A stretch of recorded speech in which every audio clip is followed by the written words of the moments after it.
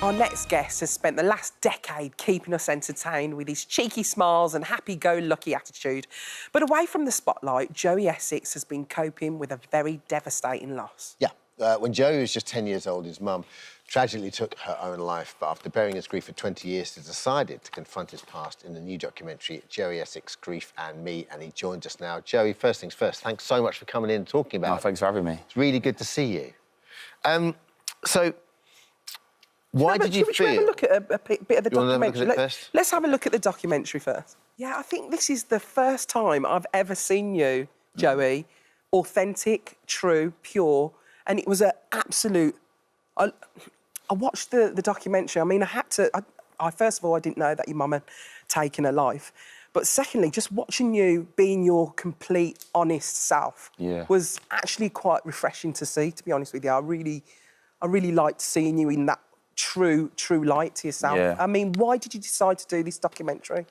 I decided to do it because I realised by the time I was around 27, I started just saying the word mum. So I started, realising I was actually acknowledging it because, putting a picture up in my house for the first time when I was probably about 27, 28. I was too scared to even look at a picture and things like that. And it was only when it was coming around 30, I guess, my manager might have clocked on that I was sort of saying the word mum. And, I could have done this documentary a long time ago, probably, I've been offered to do, interviews, documentaries, TV. I've always, I never even talk about it, do you know what I mean? Let alone do something like this. So this was a huge step for me and I feel like I needed to do it. It was something that I needed to do. And I didn't really want to do it, but I felt like I needed to do it, not just for myself, Selfishly, I did do it for myself to help myself, but I also did it, to... Hopefully this can help others as well, Hopefully it can save lives, save families, bereaved children, mums, dads, sisters, brothers, because obviously a lot of people deal with this. What were the first steps in the documentary, Joe? Did you start to then look back at your family, or did you start with therapy to start with? I mean, what was the process? We started off with finding a therapist, found a therapist. You'd never had any therapy before? I've had therapy before, yeah. I've had therapy behind closed doors. Yeah, but you've always kind of blocked it, haven't you? Always, yeah. Never took a therapy serious in my life. I've always walked in and walked out without saying pretty much nothing. I know it sounds ridiculous, but I probably wouldn't even tell them my name. And what was it? Did you feel angry towards them? Or did you just think, why are they getting involved in my situation? Everything. Anger, guilt, scared, paranoid, just everything. I wouldn't trust. I don't trust a lot of people. Even till today, I've just got massive trust issues. And just talking to a therapist, it just scared me at the time. But I only realised that later on in life. Now. What changed now when you started to... I know, to start with, you weren't overly happy talking to a therapist, but then what changed to make you start to process it, I suppose? I think it was just growing up, maturing. I feel like just becoming 30, it just hit me. I thought I need to do something about this because behind closed doors, people see this Joey Essex on TV laughing, joking, like I say, it's the truth. But behind closed doors, when I get home, when I'm laughing, joking, it's not laughing and joking no more. I'm making a cup of tea and I'm sitting there on my own. Do you know what I mean? And that's how it is.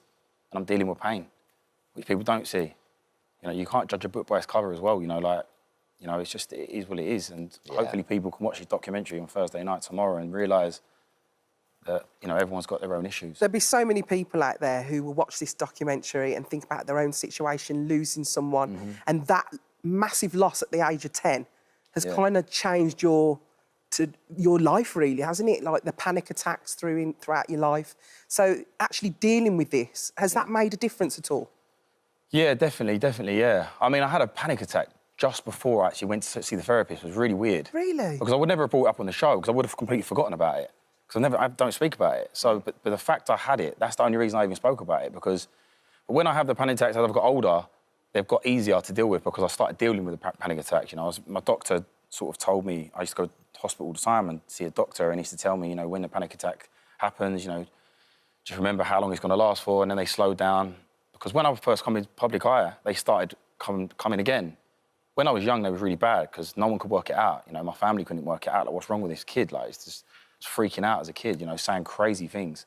Like, I wouldn't even want to say on TV what I was saying. I was just lost my head. And do you think this is one of the reasons why maybe you haven't met someone or you haven't trusted them? Because obviously your mum is the one person who loves you the most. she left you. And do you think that's what's going to happen in your next relationship? Do you think? I don't know. I'm just for sure. It's definitely you know, with the trust issue situation, for sure. Like I go into relationships not trusting a girl before I even like really even get to that stage. Yeah. You just got that defence up straight. Yeah, it's like a barrier. Do you know what I mean? Because you know, like I say, my mum loved me to pieces, but she left me. So that's always been stuck in my head, and I can't get it out. And I guess, Joey, as well, Alison, how can you possibly start to process that when you're 10 years old, when you lose? I couldn't. There was no one. So what happened back then? Did your family, you know, your dad just get his head down and just carry on and try and raise his kids? Of course, my dad was there for me more than ever. Like, you know, so was my whole family. You've got to remember, everyone's dealing with the same pain, the same grief until today. My whole family deal with this. This is so sensitive. Even doing this interview now. Yeah. You know? But the thing is, I mean, even your sister deals with it completely differently. Of course, She's got photos all over her house Yeah. of your mum, but you've got maybe the one photo. Has that changed now since doing the documentary? No, not at all. I mean, that photo is black and white, and the reason I pull it up and it was black and white, so I don't have to look at it and it looks real life. Yeah. I'm not scared to put a colourful photo up. Do you know what I'm saying? Yeah. Like, Yeah. That's why. But since putting that photo up, it's one of the things you always think, well, it's not too bad actually, and it's taking that step because that's what I've done with the documentary, and that's what I'm doing with a photo, and all these steps are starting to help because I'm talking about it. Honestly, it's so brave. I think it's helping my family as well a little bit, you know, because the conversation is getting brought up. Not that none of us really talk about it too much, but it's definitely helping. It's such a sensitive issue, grief, really especially in the space around someone taking their own life. And I think what you're highlighting and putting a spotlight on, I mean, every family goes through grief in this whole country, right, in the whole world, and we're all going to have to deal with it in different ways. So well done you for just putting your take on it out there, and do you think now you're in a better place than you were before you started this document? Definitely. I've definitely found... In what way? I've definitely found some sort of peace or something, you know what I mean? Because I do feel a little bit more, like, relaxed, like a weight lifted off my shoulders a little bit. Yeah. I wouldn't say I'm healed. I wouldn't say I'm probably going to be scarred in my brain forever. I guess it's not about being healed, is it? It's about I think it's about mending myself and just becoming a better person, you know? And I feel like I'm definitely... What advice would you give to people, Joey, who are going through a similar situation to you, who have bottled up that grief, especially when it's related to a family member taking their own life? Yeah, well, you know, I dealt with it for a long time now. It's been 20 years, and I felt like... I always felt like there was no way out, you know? And like I say, you know, ever since talking about it, taking that step, it's so hard to take that step. Like, you see me in a documentary, you see me... I went in to see the therapist to say, I can't do this no more, and that's what I've always done. Yeah. And I was ready to turn that show upside down and just completely quit the show. I don't care about the show, I don't care about the cameras, I don't care. I care about myself and what I'm going through and what I'm feeling. There's no filter with me, you know? And I feel like, with me, I want people to take away from it that you do need... It's hard, but if people can watch this, relate to it, and go, do you know what, I'm going to do what... Joey took that step. Because you can see how much I struggle in it. It's difficult, and people need to take that step. It's so hard. Yeah. Honestly, when I watched it, it actually stopped me in my tracks, because obviously I didn't lose my mum at age 10, which I can't imagine you going through that. I lost my mum as an adult. But there was a moment you said, I'd give it all up, all the fame, the fortune, for just 1 hour. Yeah, of course. With my mum, it killed me. Killing me now, sorry. No, it's all right. But, yeah, the documentary was brilliant. Thank you for being so... I want to come give you a hug. That's all right. Really appreciate you just get it. I just want you to find love. I really do. I want you to find love and love like you'd never been hurt, because you have to. I know, it's hard. It's really hard. But thank you for doing the documentary. It's stages, right? I mean, you're going through this process, and it's stage upon stage upon stage. You're processing and you're dealing with it, and you're incredibly brave to do so. It's been hard, but I'm just glad it's coming out now, and it's going to be tomorrow, innit? So it's just like... Well, like you said, if you can inspire anyone else to do it... It's inspired me. Exactly. Honestly, it's brilliant.